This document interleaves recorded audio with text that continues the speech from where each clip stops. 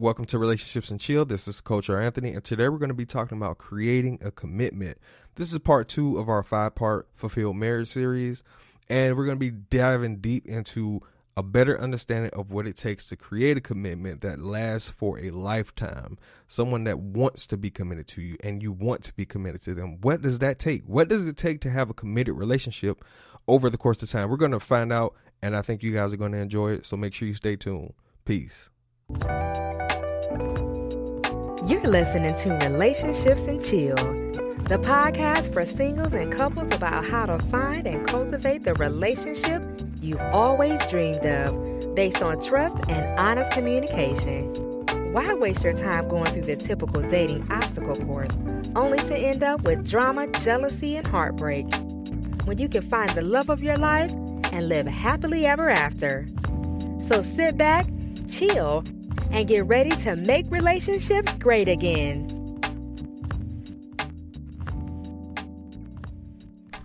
Greetings, everyone. Greetings. Welcome to another edition of the Relationships and Chill podcast. This is your gracious host, Coach Anthony, and today we are on part 2 of the Fulfilled Marriage series, and we're going to be talking about creating a commitment and what that means to the overall bigger picture of a fulfilled marriage. What does that mean? Well, I want to start by saying that looking long-term and having a long-term view, which we covered in part 1, is the vision aspect of it. Now, what are we committing to? Because what I found in my coaching and dealing with people is people commit to a person without knowing a person's true ideas and what they truly believe a relationship or marriage or anything like that is supposed to look like and feel like long-term. So essentially, when you get into a marriage, you are doing yourself a disservice if you're not truly getting to the source of understanding what that person's core beliefs about marriage is and relationships are. So a lot of people I found, they get into these relationships, right?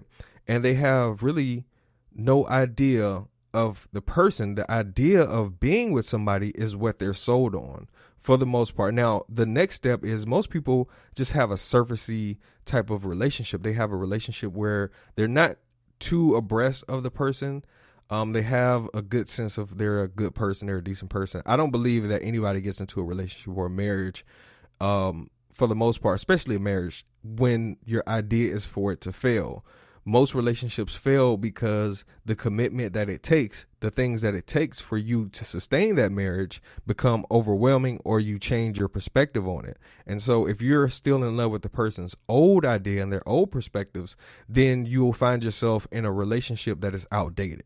So it's kind of like how your computer or your phone needs to update periodically in order to maintain the connection and the speed and the different things that make it work the way that it works. And because the software provider or the computer manufacturer has a commitment to the product and commitment to the standard that they've created, they will continuously do what they need to do in order to show you that your investment with us is a wise investment. So if you're not updating yourself and updating your partner on who you are and who you are becoming, how can they know who they've committed to, or how can they know what they are committing to in terms of a relationship with you? You really can't. It's dang near impossible to do. So most of the times when we get into relationships, we are sold on the idea of being with this person. And that's pretty much it. That's pretty much just the idea. I want to be with this person. They make me feel good. They make me laugh. They're there. They're supportive. All these different elements that are one aspect of who we are as people.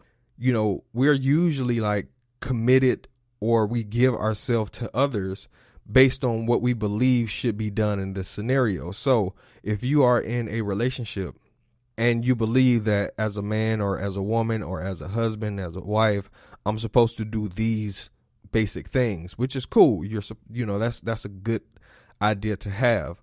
But you got to be careful with that, because a lot of people tend to do that out of obligation, out of a sense of pressure, a sense of this is what I said I was going to do, or this is how I believe it should be done, so I'm going to continuously do it. But underneath the surface, what they are battling with is they don't fundamentally and genuinely believe or want or desire to move forward, mainly because what I found is there's no vision of what it's supposed to look like. Like I said, without a vision, people perish. Without a vision, without knowing what it's supposed to look like, what it's going to be like, people cast off the restraints that are required to keep them in uniform, to keep them committed.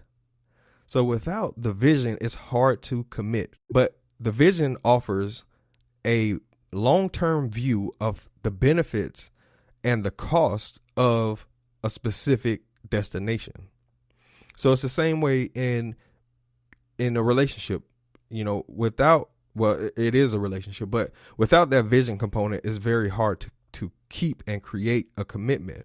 So honestly, that's the first component. The next component is constantly updating your awareness and your information on that person. So most people commit to, here's the funny, it's not funny, but here's the thing. People commit to the idea of that person based on what they believe. So if I'm in a relationship with you, I'm going to base who you are on things that have happened to me in the past, previous things going in, because our brains work that way. We categorize things to make it easier. The easy part of it kind of comes back to bite us in the butt because we rely on that information to constantly stay true, as opposed to having the other person and digging deep and getting a deeper connection and formulating more information from that person to be able to make a decision based on who they truly are and what they truly desire, their individuality, the person that they uniquely are. Without having an understanding of who the unique person is, it's going to be very hard to constantly keep abreast of who they are becoming. This is a daily thing. This is not something that needs to happen once a blue moon where you guys have these deep discussions. No, deep discussions can be brought up anytime. Especially if there's a slight difference in reaction to something. Meaning you could be watching a movie and where they would normally laugh at something, they just like, they give that, so that's signifying a change. That's signifying something unique within them that is adjusting to something else. And that could be from another experience, something that happened at work, a different perspective on life, a different perspective on things. So what I like to do with my wife, I like to dig a little bit deeper and find out what causes you or what makes you look at things differently. But having that friendship component and having that, it's weird because it's like a separated connection, meaning that I'm emotionally involved, but not so deep to where I cannot remove myself to inspect my wife or inspect anybody on a removed basis. Meaning you have to be able, this is this is the most important thing probably of this whole episode, is you have to be able to remove the person from how you feel about the person. And the way to do that is, like I said, separating how you feel and what you believe should be done about a scenario and putting yourself outside of that scenario and being very neutral, meaning I'm just here collecting information about this person at this present moment. At this present moment, I'm just going to be, an observer. I'm going to observe this person as they speak to me about issues that they're having, their thoughts, the things that they're dealing with, the things that they've observed, all these different things. I'm going to be an observer. I'm not going to get in my feelings. I'm not going to lash out. I'm not going to do anything like that. I'm going to observe and listen to this person that is not me, even though I feel so connected to them that I feel like they should be doing it a certain way. They should think like this. They should have this perspective, but you have to give people the courtesy of being their own individual.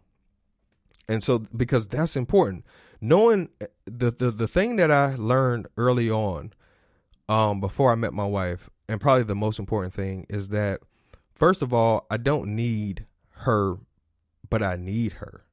Because anytime there is a desire, there opens up the availability and the necessity for somebody to feel that desire. So without someone to fulfill that desire goes unchecked and unfulfilled. So in order to fulfill that desire, someone has to take that place, and that right there constitute need. It constitutes need. For me, it does. It constitutes a need if I want that desire satisfied. If I don't, if it's a casual desire, I'm not too emotionally invested into it, then it's fine that someone doesn't come and fulfills that need. It's fine. But that individual person that comes in to fulfill that need has a unique perspective, and that person is unique. Now, my job as the desirer is to constantly investigate, observe, understand, learn, know how they benefit me in that desire that I have. But when the desire is no longer necessary or no longer desired anymore, that's when people start to lose commitment. That's when people start to get away from their commitment. So that's why in the previous episode and a couple episodes back, I talked about why you need a mate. If you have a desire for a mate, then you need a mate. And if you've chosen someone, then you need them. And I'm not saying them per se, but you chose them and they have fulfilled that area to where you agreed on being with them in that capacity. So you're in that relationship with them for that reason. Now, I'm trying to breeze through this stuff because I don't want to take up too much of you guys' time. So now understanding that if I have a desire for someone and that person has the ability and the capacity to fulfill that desire, and I've chosen that person on any level to fulfill that desire, then I have an obligation to continuously update my understanding of who they are and how they fit in this desired position.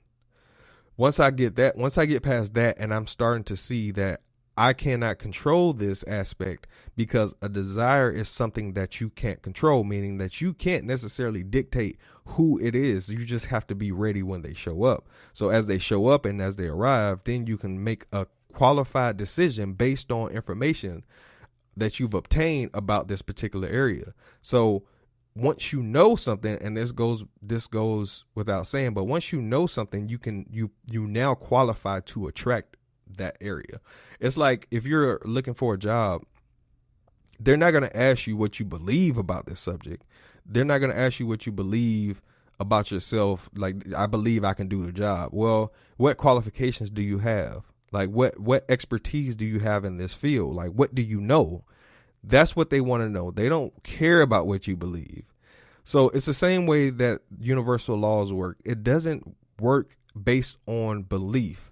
Belief is the starting point to get you to knowledge. So you believe something is true. You believe an idea is true, but you cannot stop there if you hope to obtain it or attract it. The next step is to know it, to have intimate knowledge with it in order to attract it. Once you attract what you know, now it's time to set a vision of how that entity affects you and should affect you long term. Once you understand how that entity affects you long term, then moving forward, what you can do is now you can start to say, according to our conversation and our understanding and knowing of this particular area, what we need to do is set up the rules for engagement, meaning we have to set up the rules to stay engaged in this particular thing that we have decided to do. That is what a commitment is. A commitment is basically something that you have decided upon doing, and you continuously do what you have either said you were going to do or you've agreed to do. And one of the definitions I read from the etymology of the word is to give or to hand one's self over to a state or entity. So when you commit to something, you are essentially saying what is required of me, I will do. Without understanding what is required of you and not knowing how these things that are required of you benefits you or the other person long term, puts you in a position to give up and lose restraint and cast off restraint.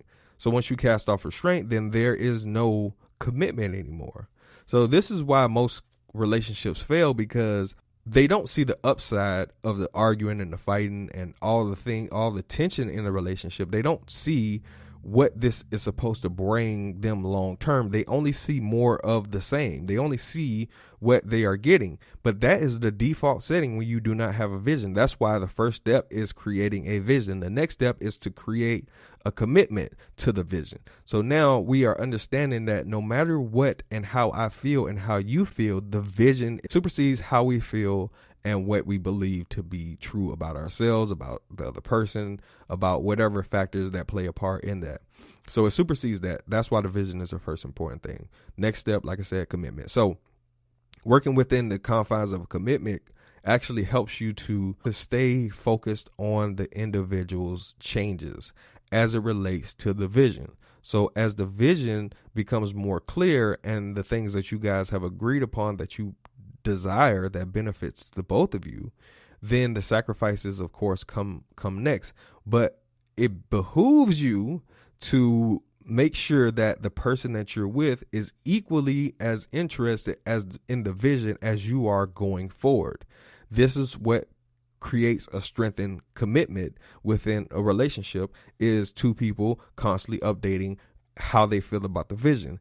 And if necessary, you can adjust the vision. You can adjust the vision as you go on because things happen. You don't know as much as you do as you go along the journey. So moving along in the journey, moving along in the process helps you see a better opportunity to get to the vision faster. Now, another reason why I think it's so important to add these two elements together and mix them together is because most people get lost in what they used to know about a person. Most people get lost in who the person was. And when you talk about and update each other on the vision, you are now able to pinpoint what has changed in a person and therefore know more about the person and how they are affected by certain situations, certain elements, certain things that bring stress, certain things that bring worry into their lives. You're able to now adjust yourself into being a comrade or somebody who's an ally, right? So you become more of an ally to the other person as opposed to an enemy. And most couples, their default setting is arguing, fighting, cussing and fussing and all that kind of stuff, going back and forth and friction and problems. The default setting when you don't know any better is to have problems. But realistically, you don't really have problems with the understanding that the vision it supersedes our feelings, and our commitment supersedes what we believe to be true or should happen and could happen right now. When we are focused on the overall big picture and how our parts are involved and how we benefit and what we stand to gain in the relationship, it's easier to be committed to something that you're working towards. It's like if you start a project with somebody, you start building a house with somebody, and then midway through you I'm not interested in building this house anymore. So let's go and figure out what happened. Like why all of a sudden are you not interested in doing what we set out to do? And that's a lack of commitment. That's lost commitment. Okay, so now we need to figure out, what does this mean? Because we started building something. And the next episode, I'll talk about counting up the cost. So that also plays a part in the vision and the commitment also. So you guys make sure you stay tuned to that. But counting up the cost and figuring out what is going to take to build our vision is highly important also. So all 5 of these episodes are extremely important to building a great commitment and a great relationship. So yeah, so pretty much all I'm saying is, when you are deciding to commit to someone, you're not necessarily committing to them. You're committing to the idea of who they are and who they want to become. And the only way to know who they want to become is by knowing their vision, knowing where they see themselves in 5, 10, 15, 20 years. Because if you don't know, then how in the heck you going to know what you're committing to? And vice versa, how are they going to know what they're committing to? The best thing is to know the big picture and the best optimum view of how the relationship should be. Without that, it's going to be difficult to make and place yourself under the guise and under the umbrella of being with someone long term. It just won't work any other way. So my best advice to you is to focus on a person's ideology and how they view and foresee themselves becoming. But not only going forward, in the past too, what things have they overcome that gives you the confidence in them to say, well, I believe that you have the ability to do this.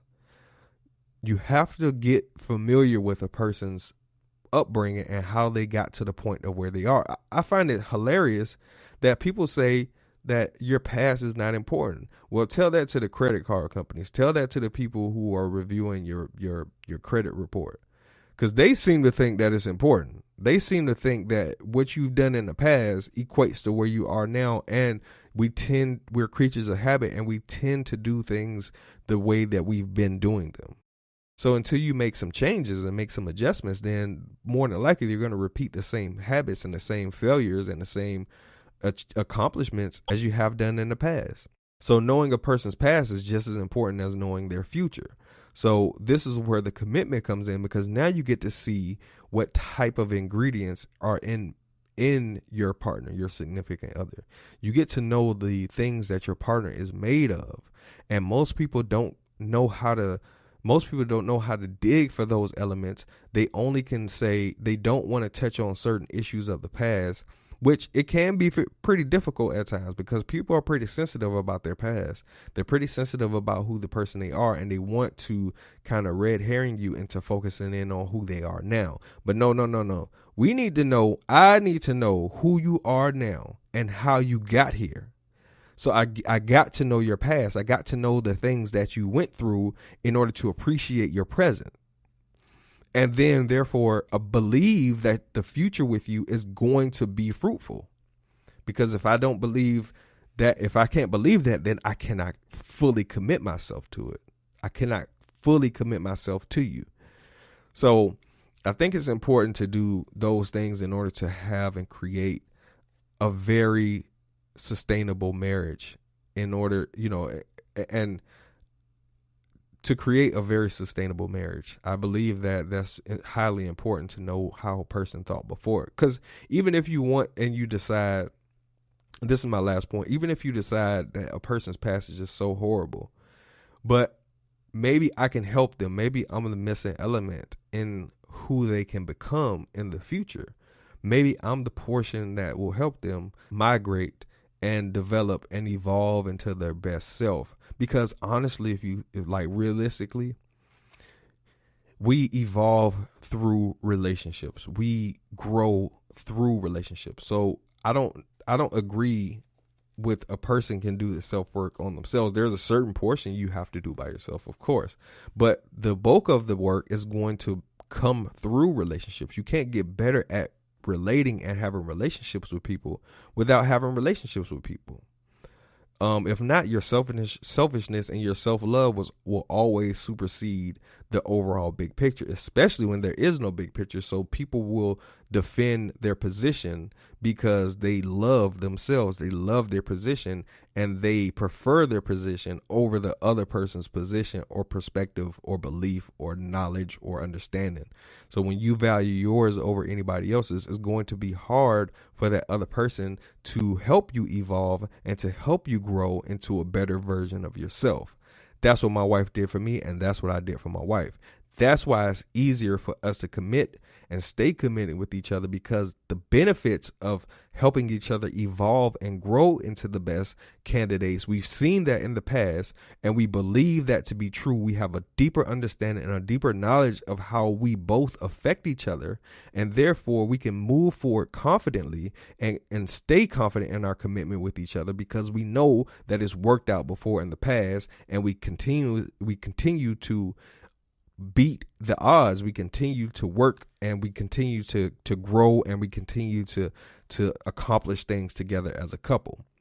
And that's really all it is. That's really the key to this thing, is having a deep knowledge of who the person is, and that stems from the past, moves on into the present, and it goes on into the future. So without knowing and have an intimate, deep knowledge and understanding of the person that you with is going to be hard to commit, and vice versa. That's why it's very important to not lie to your significant other, to give them the truth to the best of your ability, to the best of your remembrance of what happened, not sparing any details, but being very specific about how you look at things, because then they get to know how you think about things. They get to know your unique perspective about how you tackle problems, how you analyze things, how you work, and how you function as an individual, as a human. Now, if they try to go and find somebody else, they will realize that that other person has way more crap that they're not willing to divulge to me. So I cannot commit myself. This is why a lot of men come back to their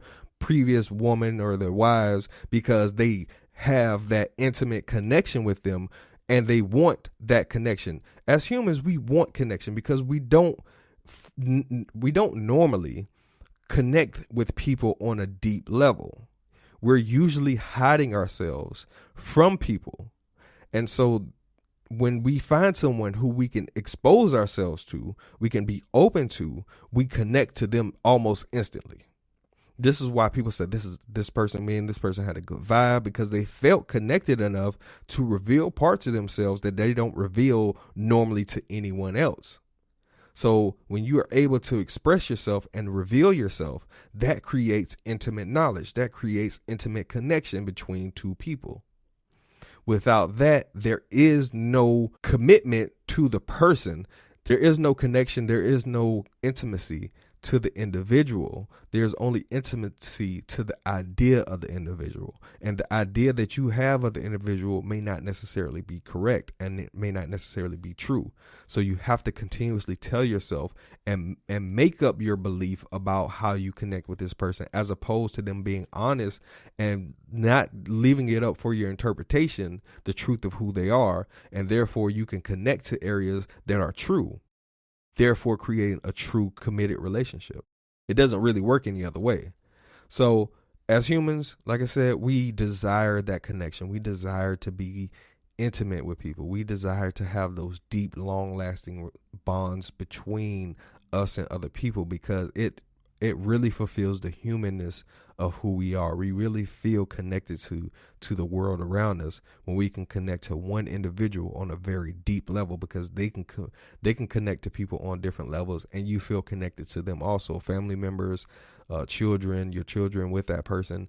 It's all about connections. It's all about commitment to that connection that makes or breaks a marriage and makes or breaks a relationship in any form or fashion. So that's pretty much all, that I have for this particular episode. You guys, I hope you have enjoyed it. Make sure you stay tuned for part 3, and, continue to let us know what you think about what we're doing, because in the next episode, we're going to be talking about knowing what it takes. What is it going to cost you to have a relationship? What is it going to cost? What is it going to take? I think you guys are going to love that episode also, so make sure you stay tuned. This has been Coach R. Anthony, Relationships and Chill. I'm out of here, y'all. Peace. Thanks for listening to Relationships and Chill. For more information on cultivating the relationship of your dreams, please follow us on Instagram or Facebook at Relationships and Chill, or subscribe to our YouTube channel at Relationships and Chill TV. You can also visit our website at www.relationshipsandchill.com. Together, let's make relationships great again.